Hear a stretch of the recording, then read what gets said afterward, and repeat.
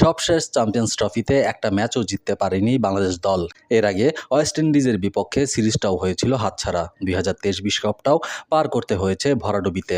আর সেটারই প্রতিফলন দেখা গেল আইসিসির র্যাঙ্কিংয়ের। আজ সোমবার সবশেষ 3 বছরের বাৎসরিক র্যাঙ্কিং প্রকাশ করেছে ইন্টারন্যাশনাল ক্রিকেট কাউন্সিল আইসিসি, যেখানে 10ম স্থানে আছে বাংলাদেশের নাম।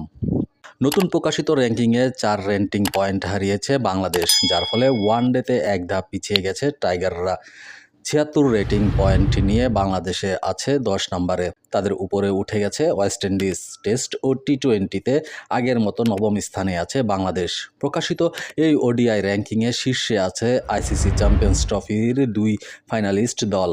দারুণ পারফরমেন্স দেখিয়ে শিরোপা জিতেছিল ভারত। শীর্ষস্থানে নিজের অবস্থান তাতে আরও মজবুত করেছে রোহিত শর্মার দল। রেটিং পয়েন্ট 122 থেকে বাড়িয়েছে 124-এ। দ্বিতীয় স্থানে আছে চ্যাম্পিয়ন্স ট্রফির রানার আপ নিউজিল্যান্ড। অস্ট্রেলিয়াকে ছাড়িয়ে গেছে তারা। অস্ট্রেলিয়া এখন তৃতীয় স্থানে রয়েছে।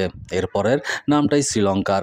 ঘরের মাঠে ভারত ও অস্ট্রেলিয়ার বিপক্ষে সিরিজ জয় তাদেরকে এনে দিয়েছে 5 রেটিং পয়েন্ট। তার আছে চতুর্থ স্থানে।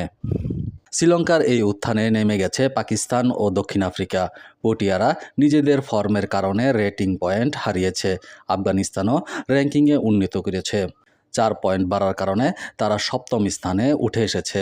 সাবেক বিশ্ব চ্যাম্পিয়ন ইংল্যান্ড এক ধাপ নেমে 8ম স্থানে গেছে। আবার ওয়েস্ট ইন্ডিজ 5 পয়েন্ট অর্জন করে 9ম স্থানে উঠে এসেছে। বিপরীতে বাংলাদেশ 4 পয়েন্ট হারিয়ে 10ম স্থানে নেমে গেছে।